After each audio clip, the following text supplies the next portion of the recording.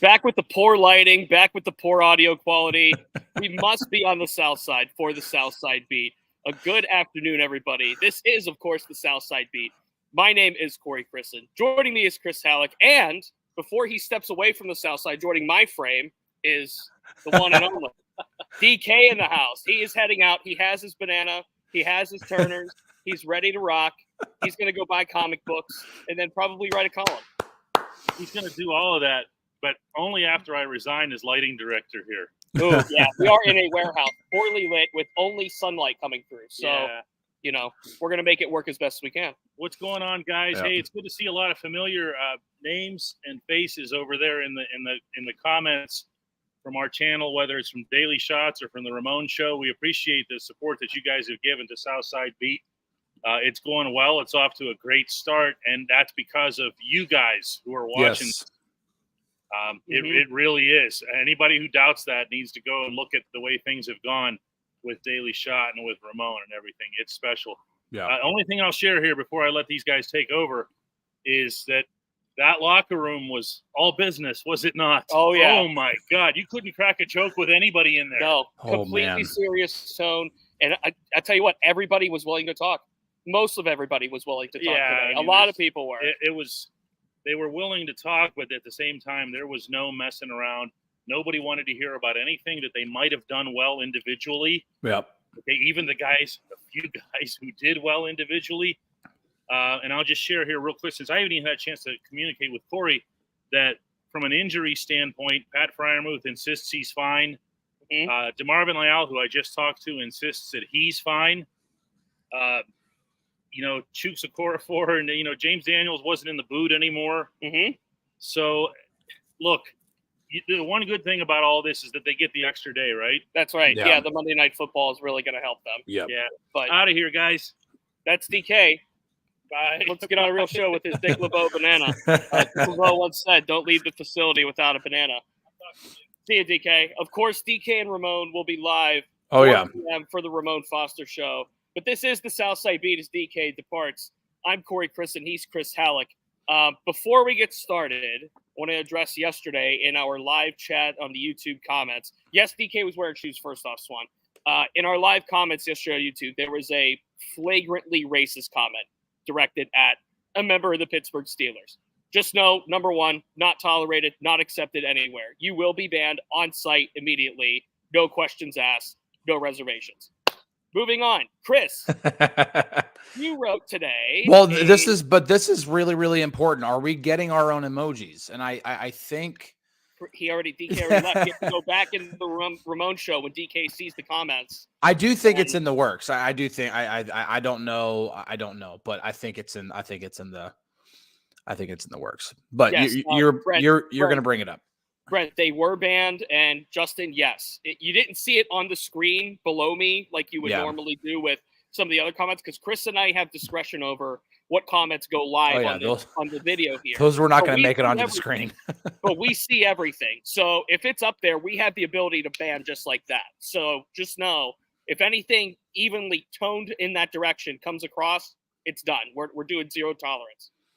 And that goes for anything beyond that too. I think we have a general guideline here to follow, and if you don't follow that guideline, we're going to make a call on it. So, moving on, let's talk real football, Chris. Yeah, you wrote real today, football. You watched the film, unfortunately, some would say. You watched the film on the Matt Canada offense from Sunday against the 49ers. And today, before we get to you, today Kenny Pickett spoke. Yeah. It was just about it as expected, saying we need to be better, we need to execute better, I need to play better. Vaguely stating, but I think you get the idea, right? Yeah. That's what Kenny Pickett's going to say. But there is still film on tape, right, as it goes. And you got to watch the film on tape. Got to. You make it sound like it was a privilege. What did you see from the film on tape? Listen, okay. I urge, first off, if you haven't read it yet, I urge you to go read it on DKPittsburghSports.com, because there's way more detail there than I can describe here. But a very, very quick gist, or I should say teaser, is Kenny Pickett was bad. We established that. I established that very, very clearly up front, so that anything that I wrote did not make it sound like I am trying to defend him, trying to cast blame elsewhere or anywhere else. He was bad. Matt Canada's offense still has some serious flaws. It's not totally awful. There were a few plays that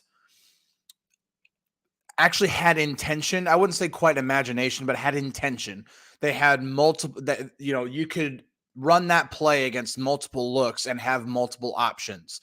Those are the type of plays you need to have. Those should be like the bare bones of any playbook in the NFL. The problem is that those are more of the highlights of Matt Canada's offense. And that's, I think, where the problem is. That's where the deficiency is that there isn't enough imagination. There isn't enough intention to manipulate. There isn't enough intention to, there's almost no imagination. And I don't know if that's trying to cater to Kenny's strengths and he's a young quarterback or what it is, but there's just too many concepts that are either uninspired or just old. And it's just, it's not an offense that I enjoy watching. I'll put it that way. It's just, it's not good.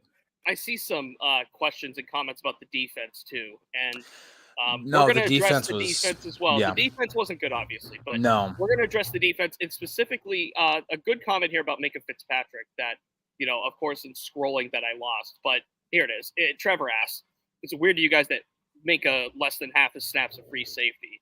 And there's discourse about, is Minka Fitzpatrick being used correctly because, is he more of a ball hawk or the heavy hitter, so to speak, when it comes to the safety position, Yeah. And obviously his ball hawking skills, he tied for the NFL lead in interceptions last year. And look, maybe there is something to figure out with the safety room. Maybe there is something to figure out now that Keanu Neal is in there between who's going to be the quote unquote run stopper versus who's going to be that ball hawk, playing center field out there. But and going back into, the offense, right? Kenny Pickett spoke today, and I'll have more from him on the website later, DKPittsburghSports.com. But before practice began today, I talked to Calvin Austin, and it's either going to be written today or tomorrow. My story on basically how does the offense now replace Diontae Johnson? And up until he got injured, Diontae was Kenny Pickett's most targeted receiver, although the catch percentage was only 50%. And his best play didn't come until that play that he got injured on to begin the second half. But was the catch percentage, though, on Diontae or is that on Kenny? Fair question. Because two throws for sure right off the top of my head were on Kenny, 100%. Well, you and DK by this point have calculated the Kenny Pickett misfires, and 7 sounds like the number that's the consensus on Pickett passing attempts that had zero shot of getting anybody. Yeah. I mean, just in terms of Diontae, I'm thinking of the third down, which he threw way in front of him and a little high on the post. That was a bad one. And then obviously the one where he threw behind him on the slam dunk touchdown. Those are the two absolute misses where if you talk about targets that weren't caught, that's not on Diontae. That's completely on Kenny. So. Right.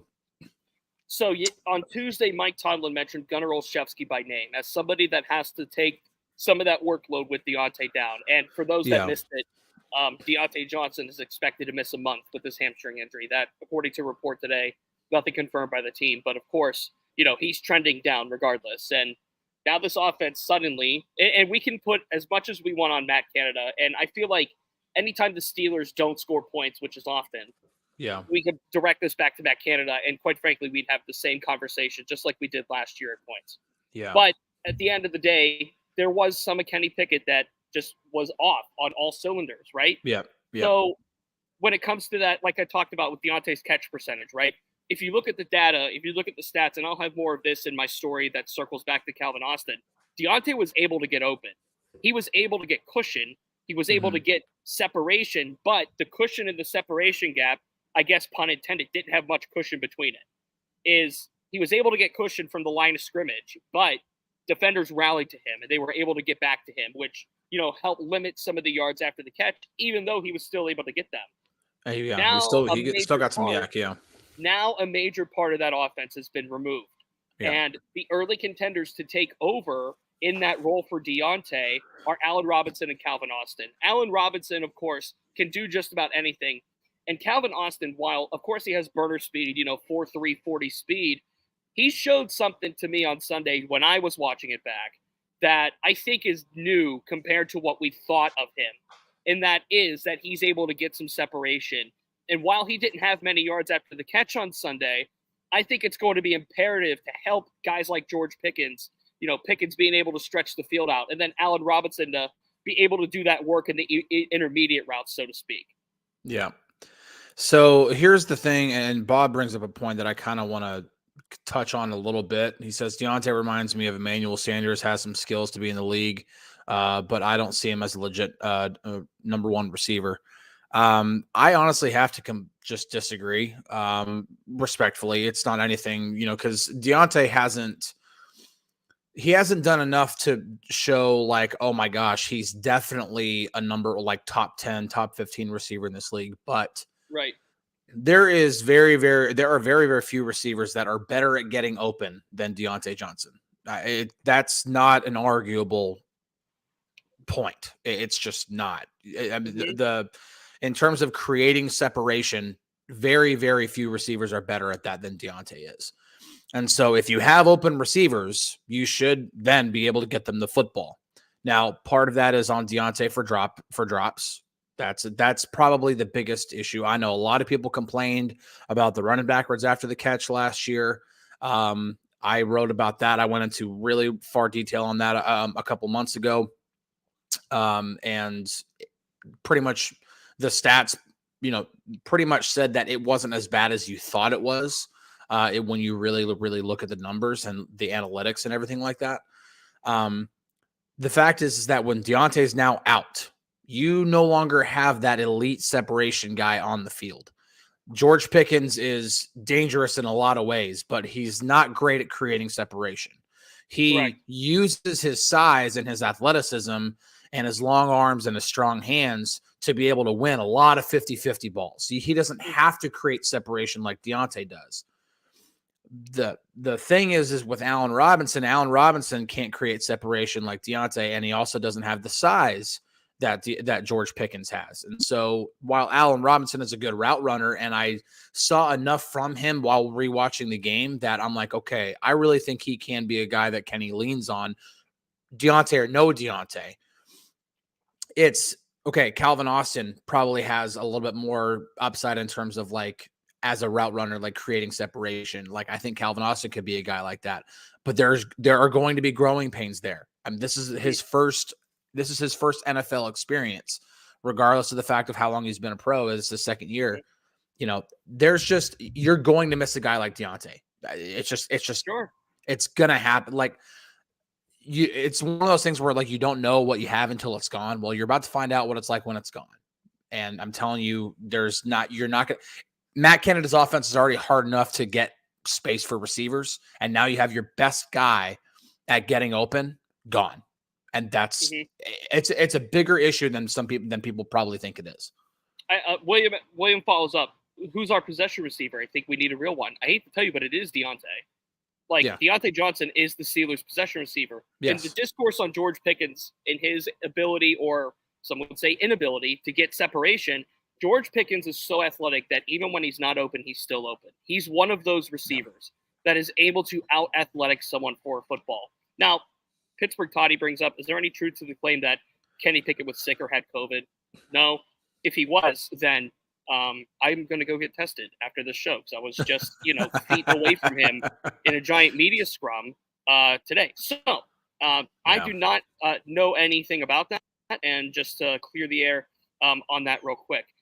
We are going to talk about the Browns. I saw a comment. I thought we were going to talk about the Browns today because we are going to talk about the Browns today. I think Browns focus is going to be more tomorrow and especially Friday for sure. I'm not saying we're not going to touch on the Browns at all because listen, and we talked about it yesterday. The Browns secondary is really good. Like it's not going to get any easier in terms of throwing the football next week. Now they could do better in terms of, they have to do better in terms of running the football. Somebody, Najee needs more than 6 carries. Too much in your sentence. Just they have to run the football. They have to. They have to run the football. It's not doing better about it. Najee, I think, had his longest run was 24, and his next longest run was 6. I think. Yeah. It wasn't anything substantial. So they have to just run the football. They can't come out like run, pass, punt is a joke, but that would still, from a flow standpoint, be anything better than what they did on Sunday. I do want to address the Browns on this show because there's something to be said about the AFC North, as Mike Tomlin said, component of it. There's something to be said about this game being a division game and how the Steelers don't really have much time to figure out everything before they need to figure out all of it, as I would say. And what I mean by that is there was so much that went wrong on Sunday that you're just not going to have all of the answers on Monday.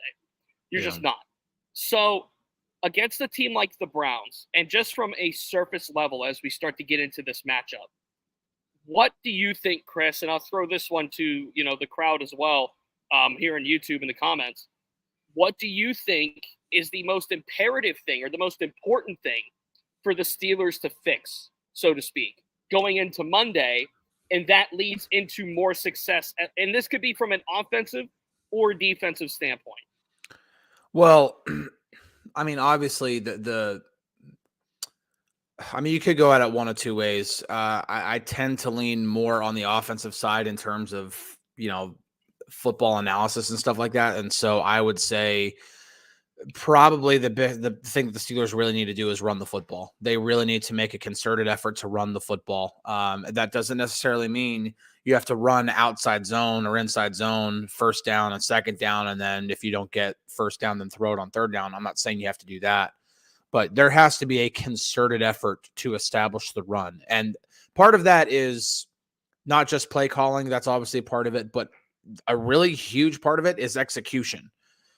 You can't ask Matt Canada to call run plays if every single time you run the football, you're gaining 1 yard, you're gaining nothing, you're gaining 2 yards, you're losing a yard. You have to execute. But there has to be a concerted effort to establish the run, because the better you run the football, the more it opens up things on offense, the more play action you can do. It's only going to make things easier for Kenny in terms of throwing the football. And it keeps the Browns off the field. It keeps the Browns offense off the field. And that would be the other side of it, is obviously stopping Nick Chubb in the Cleveland running game is going to be a massive undertaking for the Steelers, because they don't have Cam Hayward. That's their best interior defensive lineman. And now you've got to stop a juggernaut in terms of being able to run the football. So you could go at it either way. Either way, it has to do with how well you either run the ball or don't run or stop the run.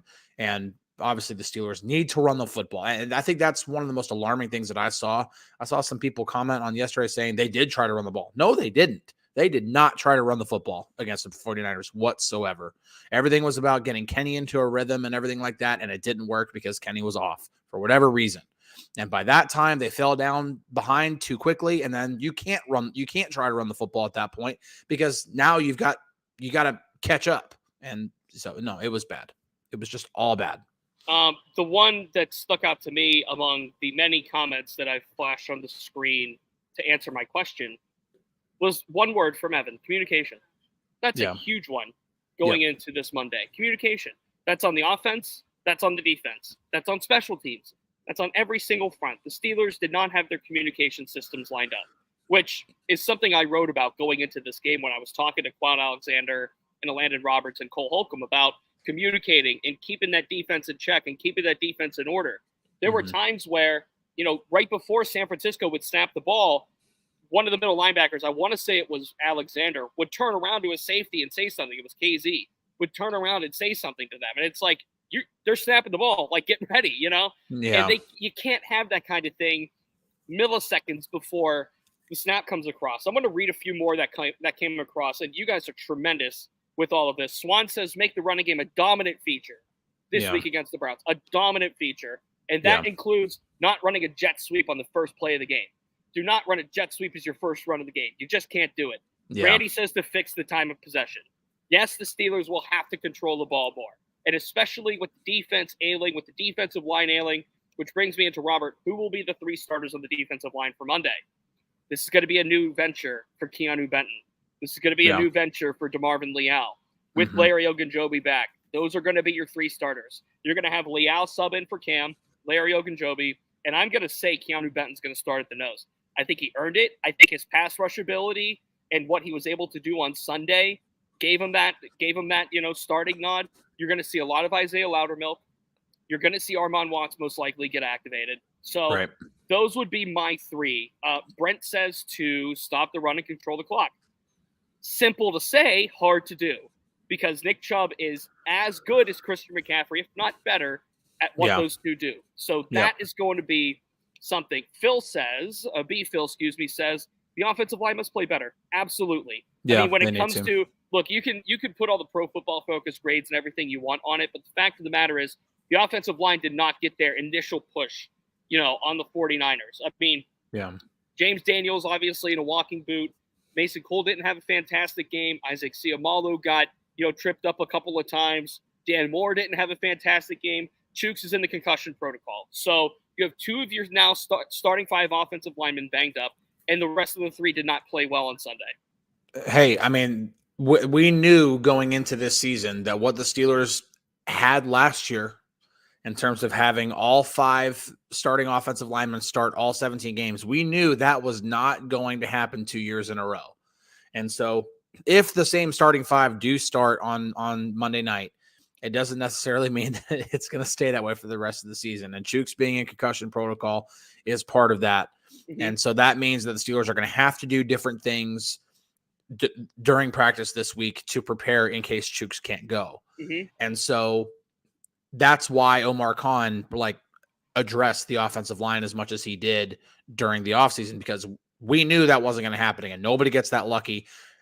Almost nobody gets that lucky for one season, but nobody gets that lucky for 2 seasons. Justin asks real quick, is it possible we just don't have the talent that we thought we had? I don't think this is a talent issue at all. No. I really don't think this is. Not yet. No. I don't think you could say that after week 1. Now, if this becomes trend, and if this becomes now, look, injuries are one thing. You have to account for those all the time, right? You can't predict them, but you have to account for them. Yeah. Because you just don't know. Who would have thought Diontae Johnson was going to go down with a hamstring as an example? Yeah. So I can't say this is a talent issue as of right now. Now, what does Matt Canada, Terrell Austin, and Mike Tomlin do with the talent they do have currently? To be determined going against the Cleveland Browns. Mr. Nick of Time wants to see Ogunjobi, Leal, and Benton out there. I think that's going to be the most likely outcome for this defensive line, and that's almost out of necessity, at least, when it comes to DeMarvin Leal. But for Keanu Benton, I think there's something to be said about him elevating and this defense and Terrell Austin in particular having confidence in a guy like that. Yeah. Justin brings up what about coaching talent? Now, I've already shared my thoughts on Canada. They need a different offensive coordinator, but that's not going to happen. I would be shocked if he were fired in the middle of the season. So I just, let's just stick with it. Yeah. If this persists through the bye, and it's an early bye this year, right? Week 6 or 7. But everybody thought that last year. Everybody thought that he wasn't going to survive the bye last year because they were 2-6. It was the midpoint of the season. Everybody thought he was going to be fired. By the time that we showed back up after the bye week was over, that Matt Canada wasn't going to have a job. And lo and behold, he was still there. The one variable that's different is the fact that his contract is expiring at the end of this season, and it wasn't at the end of last season.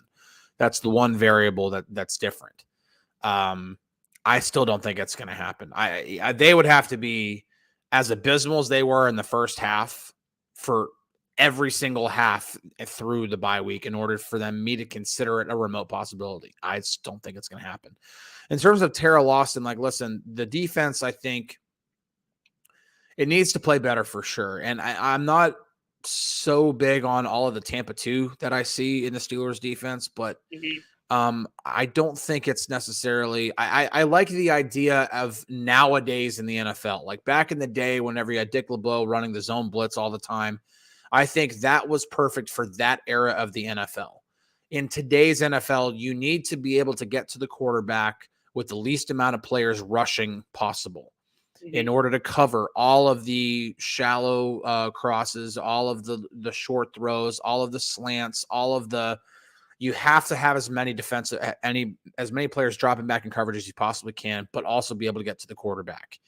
And so finding different ways to do that is difficult. And I've seen flashes of it being really good at times and also it being really bad at times. And so I see more potential in Tara Lawson's defense than I do in Matt Canada's offense. I'll put it that way. I'm not ready to say Tara Lawson needs to go at this point. Do there need to be improvements? Absolutely, yes. I'm not debating that whatsoever. There has to be improvements, especially with the talent that they have on that side of the ball. However, I still think the defense is far way ahead of the offense. Before we get going here on a Wednesday here on the South Side Beat, of course, DK and Ramon coming up in about 35 minutes or so. What do you need to see as far as, I guess, from a Cleveland perspective? And look, the Browns aren't going to be expected to put up 24 and allow 3 like they did against the Bengals. Yeah. But there are holes for the Steelers to expose within the Browns, though there are not many of them. Of course, Myles Garrett, Zadarius Smith, fantastic as a pass rush. Their secondary played very well. Their corners played very well. So it's easy to look at the Browns and say, well, they're Teflon. They're impossible to beat. They're so rock solid. They're another 49ers. It's another case where the Steelers are not going to break through. I think that's unfair to say. But I will think that there's going to be a slot where the Steelers, and particularly by design with Matt Canada, can expose some holes in that Browns defense. I think it's the middle of the field and the intermediate stuff going at their linebackers. What say you on that? Well, that's a breath of fresh air from last week, because last week they tried to go after the middle of the 49ers defense, and they have arguably the best coverage inside linebacker in the league, patrolling that second level in the middle of the field, and Fred Warner. It didn't work. Needless to say, it did not work. And part of it was like, okay, they ran, I think, 8 shallow cross concepts and completed 1 pass for 10 yards. Not good. I think it's the comment you're looking for from Mr. Nick of Time. Yeah. No 400-yard games in Canada's tenure. Yeah. That's what you need to revert to.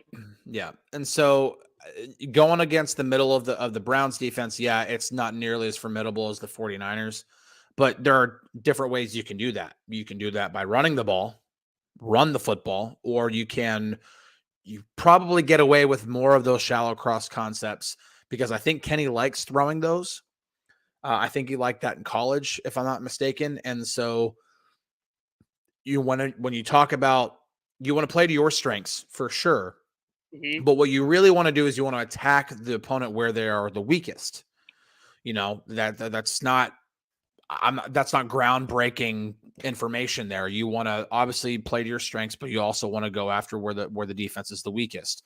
And they did not do that against the 49ers. They absolutely went after the 49ers where they were probably the strongest. The best way to defend Nick Bosa is to get rid of the football quick, because he can't get to you if you get rid of the ball in 2 seconds. The second, where they are probably the second strongest behind Bosa is where Fred Warner is, and that's what Matt Canada kept going to. That's not a good idea. When it comes to the Browns, go after where they are the weakest, and I think the Steelers have a more favorable matchup in terms of let's play to our strengths, and thankfully our strengths should do well against the Browns' biggest weaknesses. And so that should work out better. I'm just, with the injury to Diontae, that's a big one for me, and then I really need to see the offensive line do better in run blocking, because it should not be that bad again. It really can't be that bad again. I appreciate that Kenny Pickett, and we have a couple minutes left here, so I'll make this brief. I appreciate that Kenny Pickett took responsibility for Sunday. He did that today, and I'll have more about that on the website, DKPittsburghSports.com. I appreciate that Kenny was able to look at himself in the mirror and own up to what he was not able to do. I was almost going to say able to do, but not able to do on Sunday. I'm glad he was able to do that. I hope he's able to flush it. And I hope he's able to rally around, able to get back and focus back on what needs to be taken care of, find those strengths, find the Browns' weaknesses, work towards them. Because there has to be some form of cohesion to the Steelers' offense going into Monday. There has to be some form of cohesion. We don't want to see, we as in everybody, does not want to see 2 weeks in a row of ineptitude. It can't happen. I'm not saying it can. I'm not saying it cannot happen, meaning literally. I mean, It can't happen. They can't let that happen. And if it does, then we're going to start talking about more Matt Canada, more Kenny Pickett, more is this legit and is this going to work out? Because once could be coincidence, twice could be the start of a trend, which we don't want to see on Sunday. We will be back, Chris and I will, on Thursday and Friday. We have 2 more days this week to talk about Browns versus Steelers coming up on Monday. We will have a show Monday before the game. Before we get to the Acrisure Stadium before the game at 3 p.m. So we will have more, obviously, tailored towards that game on Monday. But for now, DK and Ramon coming up in about 30 minutes for the Ramon Foster Show. But for the Southside Beat, he's Chris Halicke. I'm Corey Crisan. We'll talk to you tomorrow. Peace out.